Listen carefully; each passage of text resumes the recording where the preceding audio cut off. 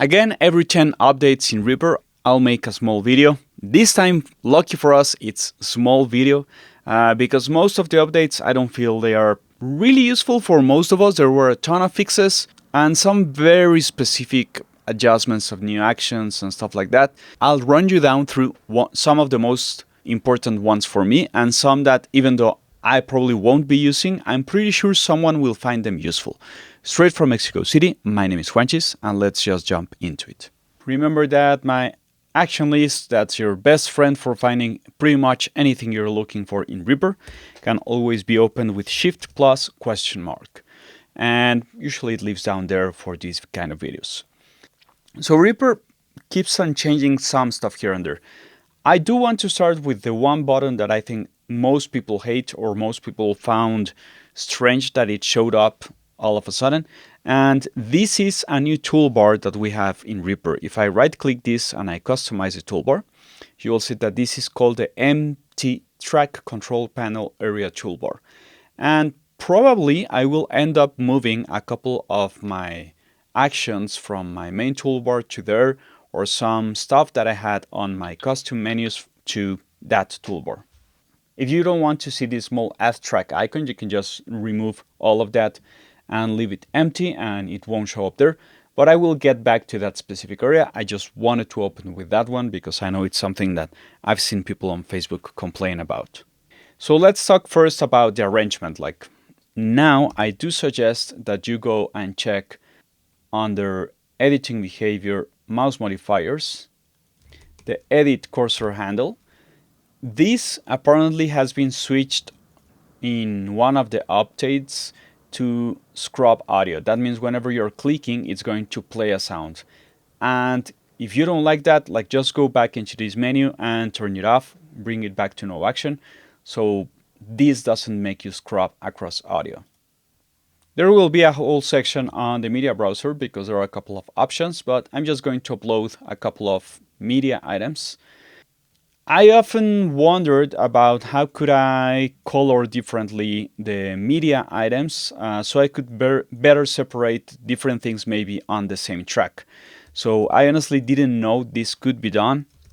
So if you look for item set to custom color, you can change the color of only one of those items. This could be useful when you're preparing a bigger session. That's really useful. And I might suggest, again, as you start running into some sessions where you adjust your overall session in Reaper and the way you work, to maybe start updating your menus.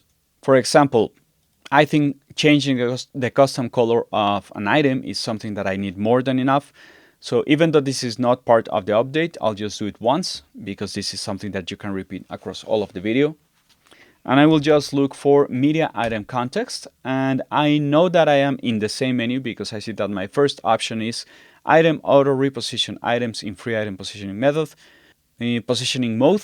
And I see these are in the same order. So I'm looking at the exact same one. So in this menu context, I want to add another action, insert action. Now from my action list, I can set to custom color. And remember that it's always going to place the new action above your last selected action. So I'm going to put it right here, set to custom color. I'm going to apply it. And now I have it right here. And now I can change the color of it. With this color item way of working, I'm pretty sure many of us eventually start dealing with groups of items that could be in the same track or could be in different tracks. Something like this, and maybe this is another group. This is going to be linked with the project bay that I haven't explored enough, and I just realized that it's something that could be useful for many workflows. It just hasn't been part of my own needs. But I added also another action that's toggle display group names colors in arrange view. This means that every item that belongs to one group will show up in a very specific color. And as you can see, it also has a small name to it. Group 2, Group 3, Drums 9, Group 1. I will also end up going into the project bay eventually, but here we have a small tab that's called item groups. And here you can rename the group, change the color, set to random color, and you can start adjusting stuff here and there.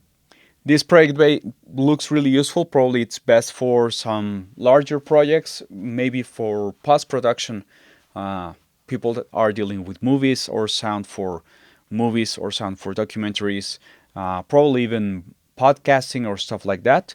But yeah, I'll get to that point. But you can also change that feature from there. Now I have added it here on the menu options toggle display, so I can turn it on and off really fast from my icons. And again, I can just select all of my items with Command plus A. For those on PC, it's Control instead of Command, and I can just hit one shortcut to remove the items from group. I can just run and close, and now I have no more groups left. But if I start making groups again, I will start getting, again, this new behavior. So another interesting feature that we have now, again with the arrangement behavior, let's call it that, is that maybe if you're working in some kind of music where you're dealing with tempo changes and it has to do with the project settings and the whole way Timebase works for envelopes, markers, items, and now we also have Timebase affects MIDI items. One thing that was odd or that is odd overall on most DAWs is that even though you can stretch audio, if you have any MIDI item and you have certain amount of notes there and you want to stretch it, like, it's probably not going to work really easily. But now this is something that works. I'm going to show and in this first range of the repetition of the loop, I'll do this and then I'll do that, right? And as you can see, this MIDI item is stretching and it's changing its size so it always fits, because you have different Timebase settings for different types of items. So project Timebase can affect MIDI items, and probably this works best depending on the kind of music that you're making. If you're dealing with beat making more as a way to stay on the grid, you don't want your samples to stretch, so you can lower the tempo of the song and your samples don't stretch out. In the case of MIDI, it doesn't matter because it's not sound yet, so it won't be stretched. Simply the duration will remain as is. You can have different Timebase behaviors for the different items. So let me duplicate this and this. And for these two, I can change the Timebase to beat positions, length, and rate.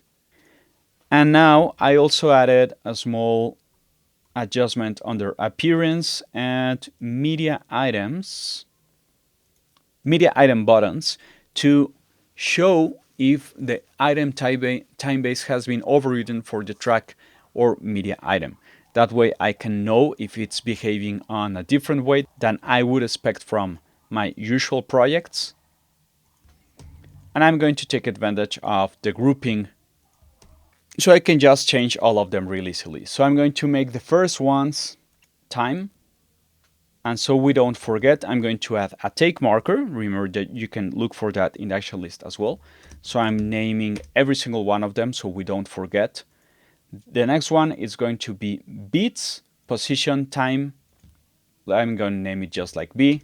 Position, length, and rate, something like that. This one is going to be beats, position only. Apply, beats only. And this one is going to be beats auto stretch at tempo changes. So the whole idea behind this is that, again, it really depends on what kind of music are you making, and remember that you can also use this as an effect when making music. For me, that's part of the crucial way of understanding these features. So on the tempo envelope, I'm just going to create these small dots so one movement doesn't break everything further ahead. So this one will stretch itself so it always fits whatever I'm doing. So even if I make it slower, it's going to stretch And you can see that the rate of the clip is being modified.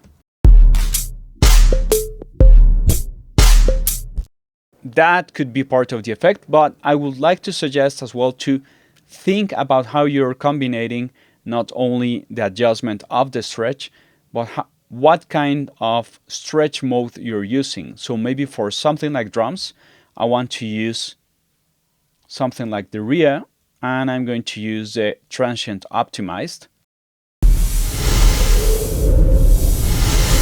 And I can get it really easily into some domains of sound design super easily. Because every mode has its own sound to it. And remember, there's a lot to explore right there, but just keep that in mind. It's something that could impact the sound and again can be used as an effect. So the next one, that's the beats only. I see that I am on bar 12, and even if I change the duration of this, it's not moving places. It's not switching or moving away from bar 12, as you can see. And that's really useful. Sometimes you just want sounds to stay in one place without being stretched or having to move in time, and you just want to change the tempo. In the case of beats with changing of length, rate, and position, here is an interesting behavior. The thing is that it's also going to be a little bit stretched, and it's going to move across time. As you can see above, right here above, I can see it's 25 seconds, 29 seconds, and even if I go further ahead, it's going to try and move accordingly to all of the other adjustments that it might need. And in the case of time, if I move this, it's going to try to remain at the, let me switch this one to minutes and seconds. It's going to try and remain here at the 7 second 0.7 mark.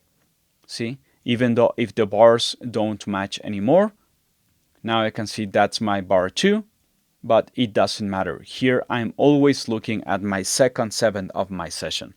So sometimes you want something like that. Sometimes you don't want something like that. Sometimes you want everything to stretch. Sometimes you want it to move all together. And sometimes you just want to keep your position bar-wise. My own setting is bars, beat position only, beats, and whenever you're doing MIDI tempo maps, keep it to time and drop the negative time. I will make a video on that because, yeah, that can bring you to some scary places. Moving on to the batch file item converter. There's a new option right here that I think it's very, very good idea to be able to fade in from the outside of the content or from the inside of the content. Sometimes when you're batch converting samples, like the way I showed on the video of managing your sample library, especially when you're dealing with a ton of percussions, you don't want this fade in because it's going to cut off the very, very specific attack of your sound. You don't want, or you probably don't want, let's use this one, you probably don't want to have 0.005 milliseconds fade in because it's going to make a mess with your transients, with the first hit of your kick drum. And then you find yourself over processing stuff because you're losing that first hit. In the case of the batch file item converter, you might want to have some toggle of how you want to deal with your fades depending on the stage that you're working on. But I would always use it probably on the fade outs, and probably on the fade ins I will use it like 1 millisecond maybe, because you have to be aware of how much 1 millisecond could be and how it could actually impact or not your sound. In any case, if you want to use only 1 millisecond, you might want to change this to a fast start so it doesn't rise up. And remember that you can change this by right-clicking it and changing the curve so you can actually see the impact of that 1 millisecond or that 3 milliseconds. If it was doing it with a trim leading light silence, if I was doing it from outside the trim content, the result would be something like this, thinking that your actual item starts here on green and this red part is going to be added. This could also be really harmful if you're doing percussions, because you want your percussions to start at the closest to the 0 millisecond mark. So if you're doing percussions, you might want to leave this fading inside trim content with maybe 1 millisecond and just this super fast high start. And the fade out could be something like this with the normal curve or something like that, or some equal gain.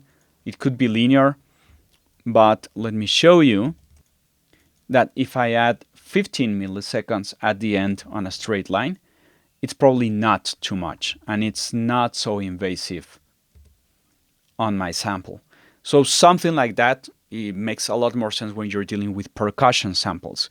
For the rest, you can have probably a little bit longer fade-ins.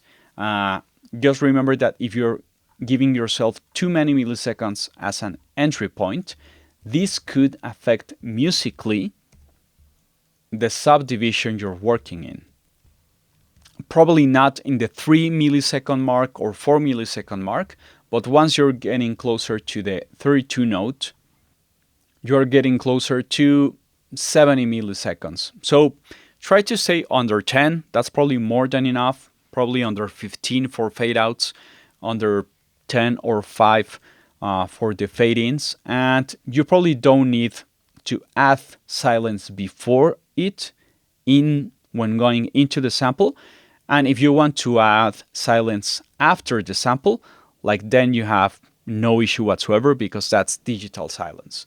Like that works. I just like to fade out my samples whenever they are actually done, so I don't have that extra thing taking up space right there. Okay, let's jump into the Crossfade Editor. This one is fun. So let's suppose that I have these two small loops right here, and I want to crossfade from here to there. Or I'm trying to even add samples on top of each other, and I'm trying to do something like this. And I'm just really trying to get a very new kind of sample from overlapping these two waveforms. You can see that the low frequency content is not the same, so that will probably be an issue. And if I set up my free item positioning, you can see that they have different frequency content. Like that's something also to take into account. If I make one a little bit, if I want to take more advantage of the high frequency content of this one at the bottom, I can make this one shorter, I can make this one start further behind, and I can do a small crossfade between these two. And once I have something like that, I can just double click right in the middle and I can go into the Crossfade Editor. The first thing is that it doesn't matter if now the MIDI items are in different lanes or different tracks, like it's going to still work. You just have to have them selected.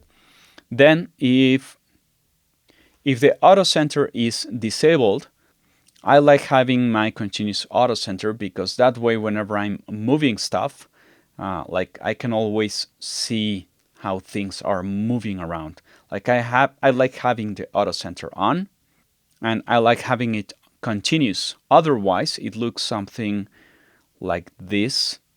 I first move and then it adjusts and then it moves it right to the center again. But it doesn't follow it properly, so I don't necessarily like it. I like to have it right in the middle, so it's always in the same place in my screen. Now we also have a couple of gestures for zooming in and out of the Crossfade Editor window. By last clicking that window, by using Shift plus the equal sign and the minus sign, I can just go into that. If I'm using the plus or minus from my numpad, since that is assigned to something different, it's going to do different actions. As you can see, my screen went all over the place because those are not the actions that I've been using for the Crossfade Editor window. I could also have two different media items that are going to be edited.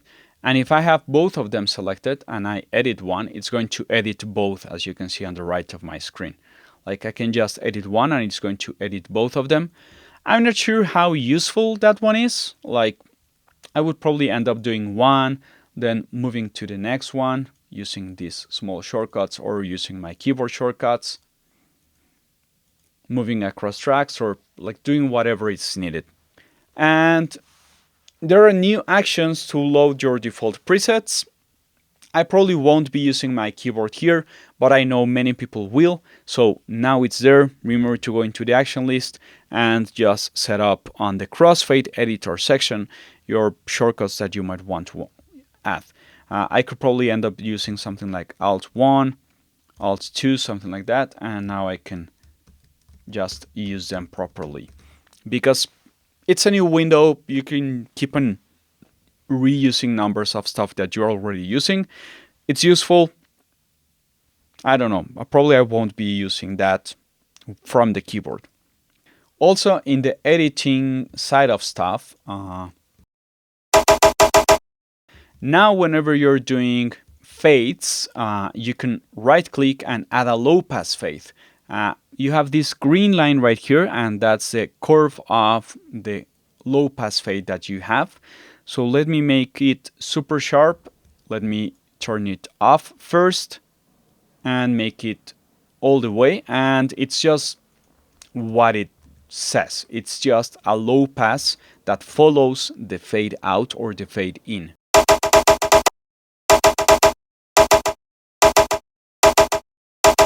That has a ton of high-end content.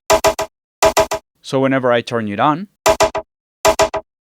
for me, it's not such a great idea because I hear the sweeping of the filter.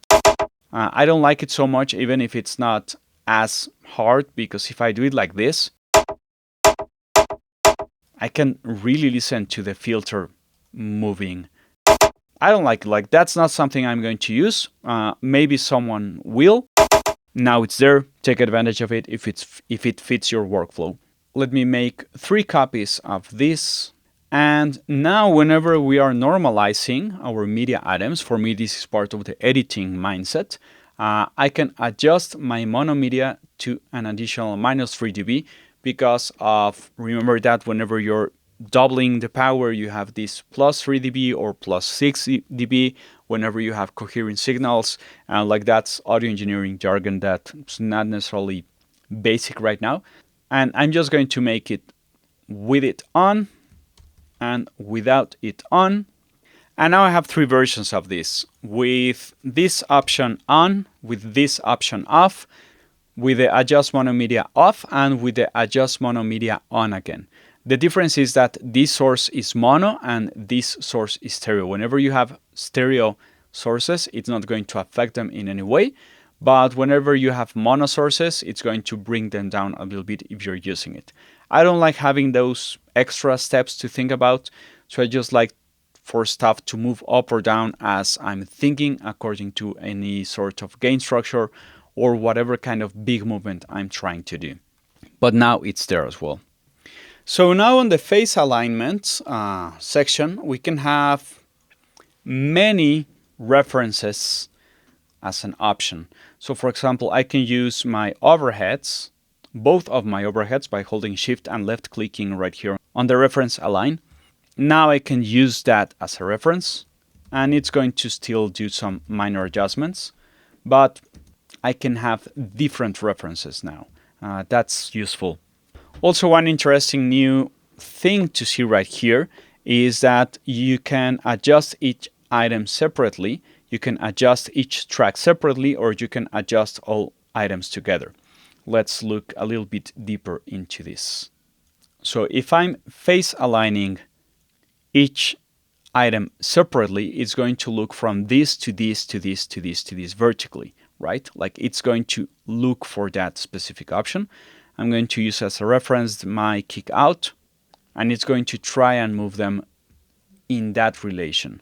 If I try to adjust each track separately, and I don't know, I'm missing this, and I'm missing this, and I'm missing this, and I select everything, and again I pick my kick out.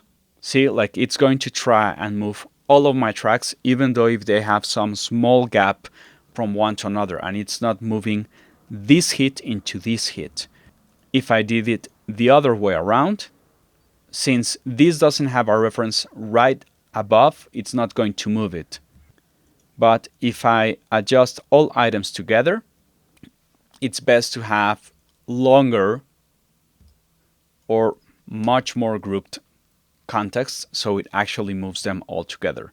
For me, the best way to probably do this is to, if you're cleaning up a lot of your audio using something like the dynamic split, or you're actually cleaning it like this, probably you might still want to do it track together, because unless the microphones are actually moving, they will probably keep the same time relationship across all of the track.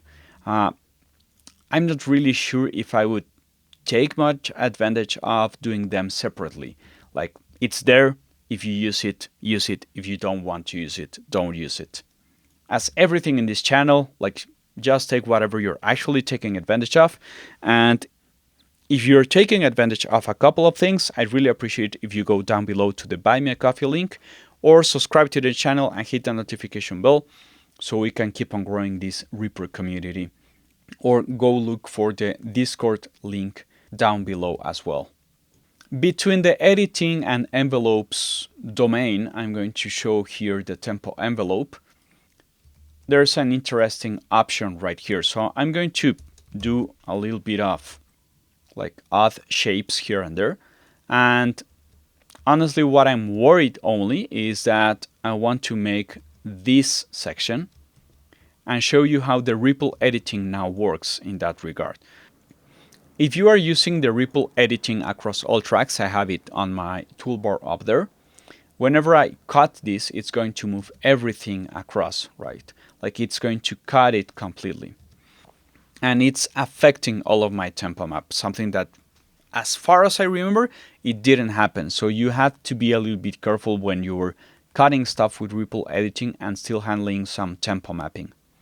Also, if I'm just copying stuff and moving it around, see, I can grab that tempo mapping and move it elsewhere if I wanted to.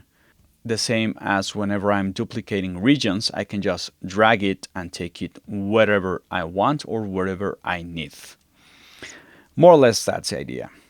We have a new mouse modifier, and again, I like the way Reaper Block showed this one.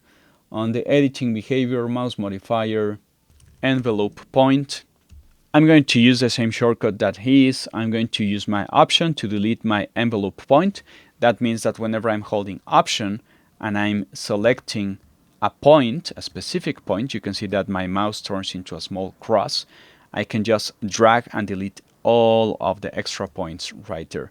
I still have my option set up as a free drawing ignoring snap, and I can have it on or off, but that has to do with the mouse modifier's envelope segments or envelope points or envelope lanes.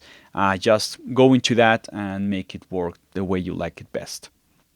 In my sessions, I usually use a ton of automation. So sometimes I do want to see all of my automation lanes, and maybe I have very different lanes for whatever reasons I might have them. And maybe you don't like showing all of your automation and having these 24, 35, 50 new lanes that show up because you're having a ton of automation. If you're still not in that kind of workflow, or maybe if this isn't part of your workflow and you need very few envelope lanes, you might want to hide all of them, hide all envelopes for all tracks, and maybe I just have one envelope selected.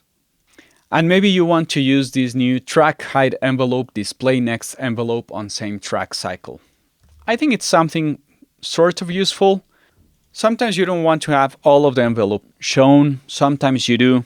Again, this has more to do with your own workflow. If this suits your, just add this if you're working a lot with envelopes.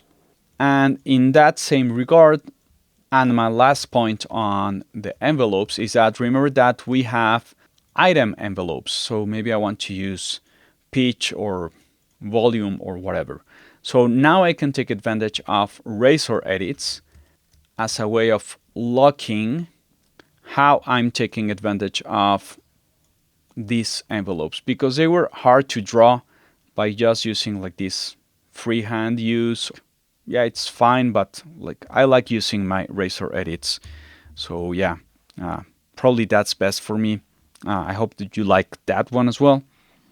Okay, so now regarding the media browser. This is one that I had been expecting for a while now. Let's suppose that I just want to drag all of these claps into my session. I no longer have to open the folder, select all, and drag them in. I can just do it like that. And I can micro adjust all of them if necessary. I can just do small editing to all of them. But yeah, I can finally just drag a ton of them and drop them inside. Another thing on the media browser is that I rarely use the FX chains from the media browser, like dragging them from there, or the tracks templates. I mean, now we have this small option right here to favorite some of them. If you like using this, that's fine. I probably don't see myself using it way too much. Now it's there. Remember that if you don't know all of the features that you can add or see on the media browser, there's a ton of them. You can add description, you can add a lot of stuff. You can reorder them just by dragging them. Maybe you want to add some comments to them, and that helps you remember something about it. And just resize accordingly so you can have only the information that you actually need. You can also right click right here and show and hide columns of all of things that you actually need to see. And you can just set them as favorites by double clicking on the favorite column. Like, you can rearrange these however you like best. Probably there are a couple of these that I won't be using as much, so I'd rather have them further to the right so I don't have to watch them. There's another option also that's meant to copy the imported media to project media directory that you can find under media and import, and you can copy imported media to project media directory, can be read blah, blah, blah, blah, and you can also copy media blah, blah, blah, when pasting. Honestly, I think that's probably riskier on the long run, because you're just going to keep making copies of whatever you're dragging. If your project is not final, you are probably not even sure if everything there is going to stay until the end. So for me, it doesn't make too much sense to have that on. I would honestly just keep on doing, whenever you're doing the final version or the final save of that version, I would save my project as, and I would click copy all media into project directory using blah, blah, blah, blah, whatever suits your needs.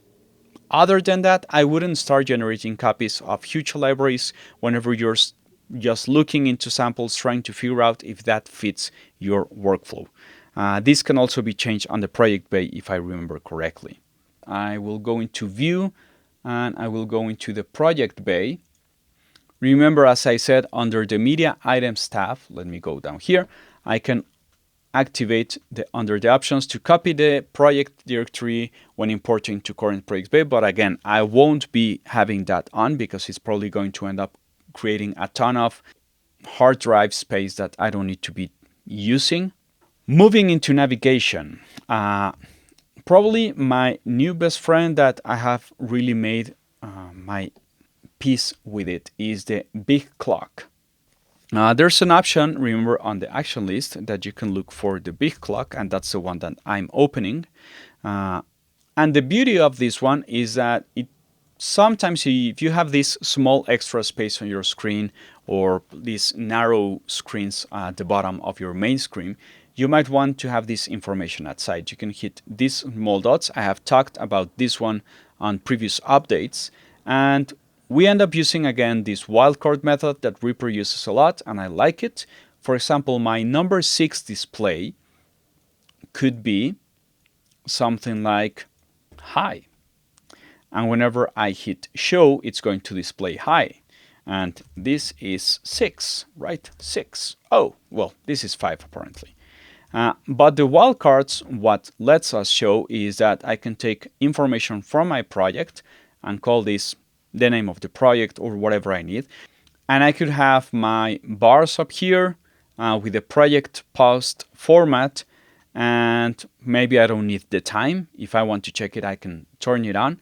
I can have the marker name and the tempo, so I can have this as verse, this as chorus, and now I can see that my chorus is at 7.2 and this one is at 7.3, whatever that might do for me. But the most important thing of the big clock is that now I can have information from the MIDI item that I have selected. And this is extremely useful because sometimes you just want to double check where something is and what you're looking at. Because yes, these small fonts are really small. I do have a good side, but they can be small from time to time once the projects are getting busier and busier. Now again on the navigation of the project, let's call it that, I like the idea of now having different types of ways of organizing some stuff when I'm using references.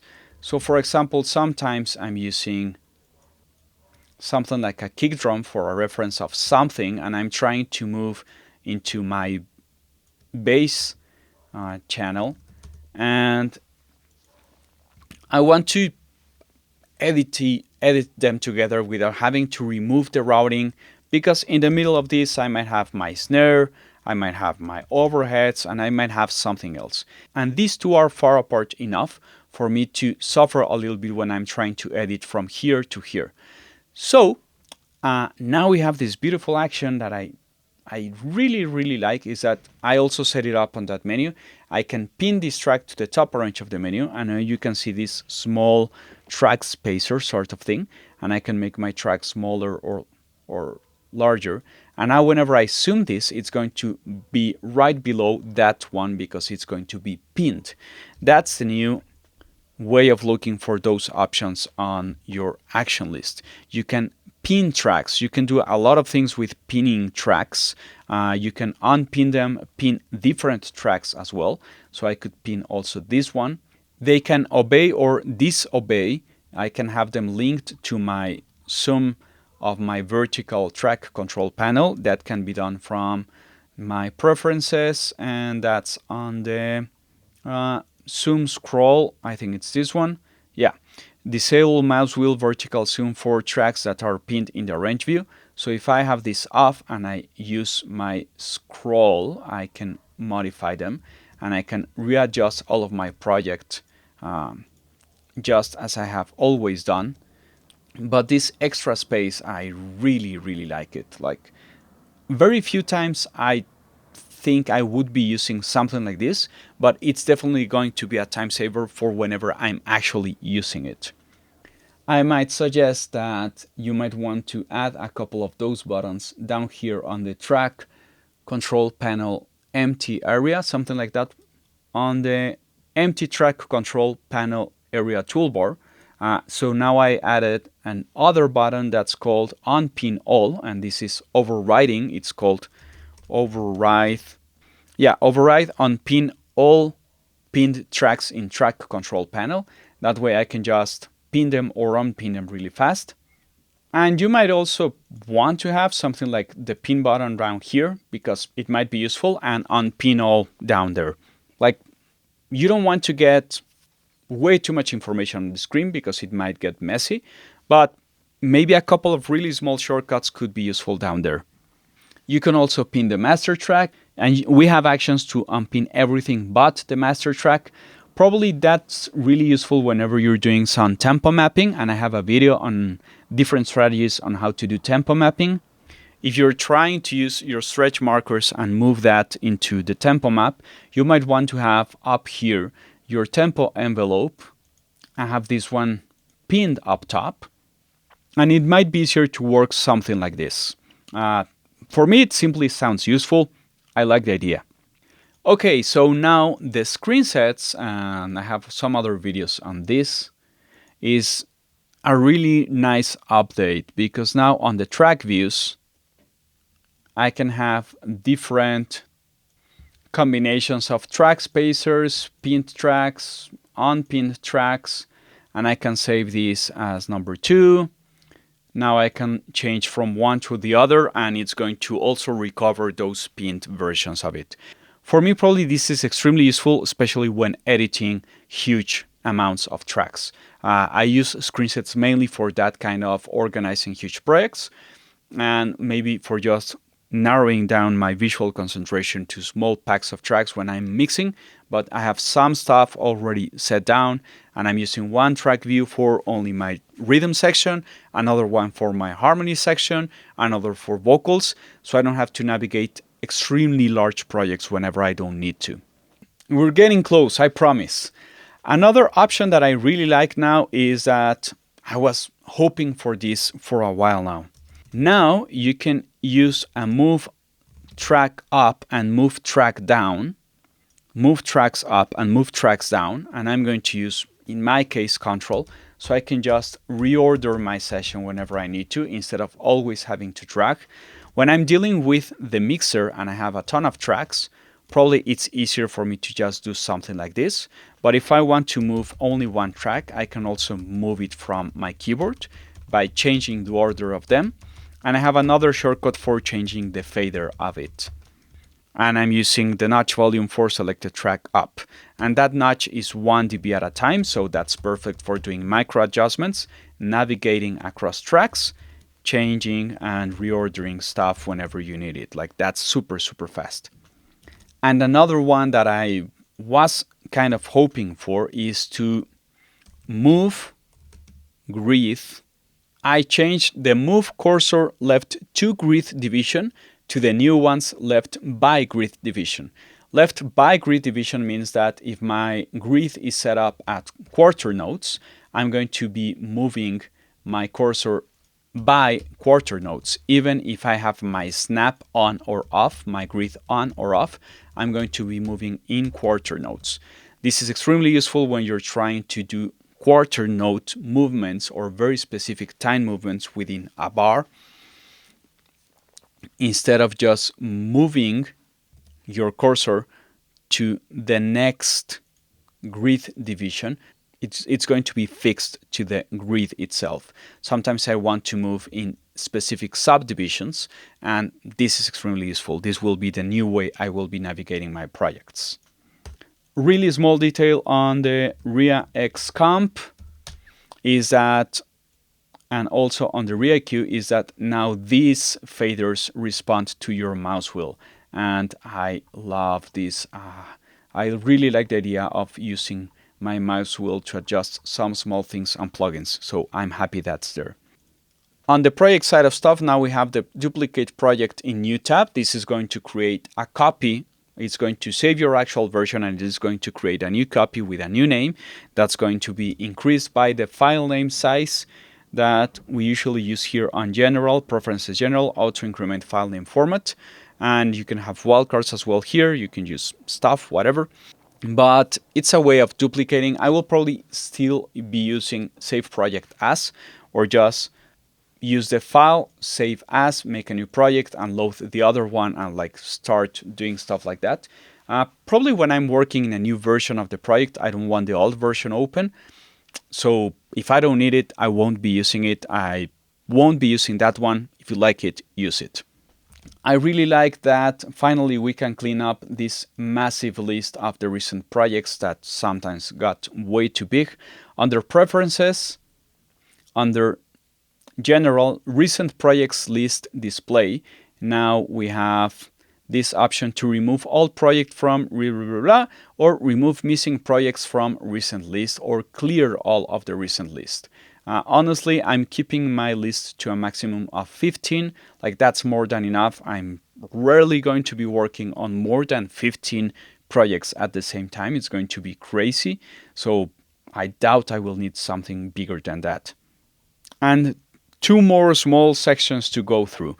On the render menu, now we have the same tick box that we have had on other options being added slowly to the dither option. Remember that the dither option will only be available if you're going down in the bit depth of your file. Don't go down on the bit depth of your file if you are not at the mastering stage. Like, don't lower the bit depth unless you're at the mastering stage. And now I can add dither master, whatever, and I can turn it off completely, or I can turn it on completely with just one tick box. Like, that's useful. On the render side of stuff, but this one is on preferences. Under audio rendering, I will probably just leave this one on. Whenever you're doing a render and you're canceling it, you probably don't want to keep it. So I will always have these incomplete files after canceling render to just delete the file, and I don't have to overwrite something. I don't have to nothing. It doesn't have to ask me. If I canceled it, it's because I don't want it. So I don't want to be asked if I wanted it, because that's why I canceled. The same idea of the batch directory processing that we saw earlier. On the post-processing, we can also adjust this fade in with small silence, trim silence in. Remember that especially on the in, you probably don't want it to add extra time, especially if you're doing mastering in Reaper. There's like this really in-depth discussion of what silence means between tracks. If you're doing only singles, then yes, it still matters. It doesn't matter that you're only doing singles and you're not doing albums or records or whatever. The silence between the tracks matters. Simple as that. So yeah, you have that option also set up right here. And we also have the low pass fade that, as I said previously, I won't be using at all. For me, it's like a bad idea to have that. And I can listen to the sweep of the filter, so that's not going to be part of my own workflow. And the last things of the routing section. Now we can create a send to a new track. That's super useful. We can do multiple selections with multiple tracks, but we can also create a receive from a new track. Those two actions seem really useful because I don't have to do two steps for doing one single thing that I have in mind. I remember reading the changelog and I saw this option about the solo master bus, and for me it didn't make much sense. I can see there are some situations where this might make sense. So on the master out, I'm going to add another hardware output, and I'm going to use, for example, 3 and 4. This could be useful if you have different setups of speakers connected to different outputs of your main audio interface. If you don't have a monitor controller station in your studio, like this is useful. Honestly, for me, again, it doesn't make much sense. It could also be useful if you're doing some mixing for broadcast sort of thing where you want to be able to solo something and you don't want to mute the rest of your session because you're mixing through the session and you want to solo something on a different output and you just want to check it and make some extra decisions from there. And you can see that we have this new option of the master or solo if solo bus active, always master, always solo bus, master muted. So maybe I want this first to be my always master, and maybe I want this one to be always my solo bus. And this can be renamed. Please remember that this can be renamed always on your audio edit map outputs here. So maybe you want to change the numbers of 1 and 2, 3 and 4, and like rename it properly. I don't know why my outputs are named bass and guitar. I probably misnamed those a while ago and I haven't changed it. But yeah, like the idea of the solo bus is to have a different physical routing of where you want to listen to stuff without muting the rest of your session. Again, for me, this makes more sense in a broadcast kind of situation or in some sort of situation where you need to go into something without muting the rest of your session. Like that works because the rest of the people need to keep on listening to whatever thing you have.